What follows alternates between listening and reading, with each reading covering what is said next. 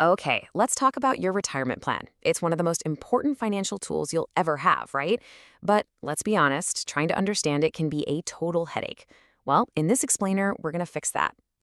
Have you ever just stared at your benefits package and felt your eyes completely glaze over? Yeah, you are so not alone.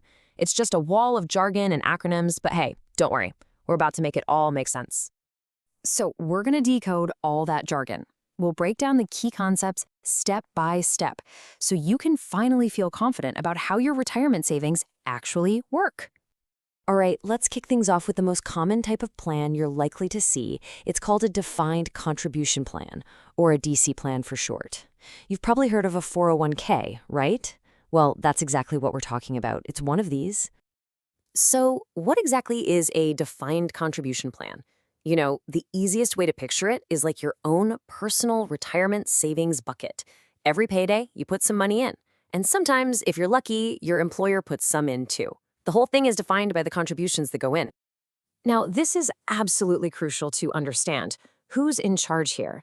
With a DC plan, you are in the driver's seat. You get to decide how much to save, you choose where to invest it, but that also means you're the one taking on the investment risk. Your employer, their job is to offer the plan and hopefully chip in with a match. And the way these plans work is pretty powerful. First off, you contribute money before taxes are taken out. That's huge because it lowers your taxable income right now. Then all that money grows tax deferred. What does that mean? It means you don't pay any taxes on your investment gains while they're growing. The final pile of cash you end up with, well, that all comes down to how much you put in and how well your investments do over time. Okay, so not all DC plans are created equal. They come in a few different flavors, especially when you look at how your employer might chip in. Let's dive into two really common types: profit sharing plans and money purchase plans. First up, we've got the profit sharing plan. And honestly, the name kind of says it all, doesn't it? When the company does well, when it makes a good profit, it can choose to share a little piece of that pie with you by putting it into your retirement account. But here's the key thing to remember. These contributions are not guaranteed. In a fantastic year for the company, you might get a really nice contribution, but in a lean year, you might get nothing at all. Now, the IRS does have a rule. To keep the plan legit, they say the contributions have to be recurring and substantial over the long run. But what if you need to get your hands on that money before you retire? Oof, this is where you have to be really, really careful. There's a nasty 10% tax penalty just waiting for you if you pull money out too early. And get this, that's on top of the regular income tax you're going to have to pay anyway. Ouch. So what's the magic number to avoid that penalty? It's 59 and a half. See, these plans are absolutely designed for the long haul. The tax rules are basically there to give you a big nudge to leave that money alone until its real purpose, your retirement. All right, now let's look at the flip side. Let's talk about the money purchase plan. Unlike the profit sharing plan we just talked about, this one is all about predictability. With this plan, your employer's contribution is totally fixed and it's mandatory. So what does that mean for you? It means that whether the company has a record-breaking year or a really tough one, it doesn't matter. They are legally required to contribute a set amount for you. It's a reliable, steady contribution you can count on, year in and year out. So let's just boil it down. It's pretty simple, right? Profit sharing is variable. You might get something, you might not. Money purchase is fixed. You're definitely getting it. It really all comes down to whether your employer's contribution is a maybe or a must. Okay, but wait. Not all contributions are made in cold hard cash. Let's check out another category of DC plans where what you get is something a little different: company stock. So, a stock bonus plan.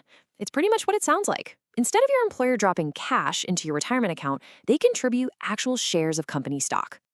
And what's important here is that these contributions aren't necessarily linked to profits.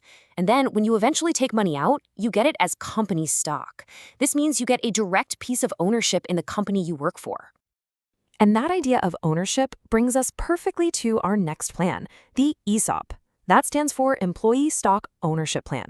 This one takes that whole ownership idea and kicks it up a notch. It's a very specific type of retirement plan designed to literally make employees part owners of the business. So here's how an ESOP works. The company puts its own stock or cash to buy its stock into a special trust. Then that stock gets divided up and put into employee accounts. The goal here is really simple. When employees are owners, they're more invested in the company's success. I mean, it makes sense, right? If the company does well, the stock value goes up, and boom, so does your retirement account.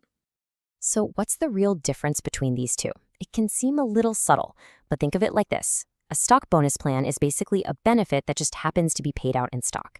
And ESOP, on the other hand, is a full-blown ownership structure. It makes employee ownership a core part of the company's entire identity. Whew. Okay. We have covered a lot of ground here, haven't we? We've talked profit sharing, money purchase, all these stock plans. But let's bring it all back home. What are the big takeaways? What does all of this mean for you and that retirement bucket we talked about? Look, if you only remember 3 things from all this, make it these 3. Number 1, you are in the driver's seat. You are the one responsible for your retirement outcome. Number 2, know the flavor of your specific plan. Is that employer contribution fixed or is it variable? Is it cash or is it stock? And number 3, always focus on the long term. These plans are designed to let your money grow tax-deferred all the way until you retire. So there you have it. We've unpacked the basics of defined contribution plans. Now, the power is really in your hands to get a handle on your own benefits. So I'm going to leave you with one final question to chew on. Now that you know the basics, what's the very first question you're going to ask about your own plan? Thanks for tuning in.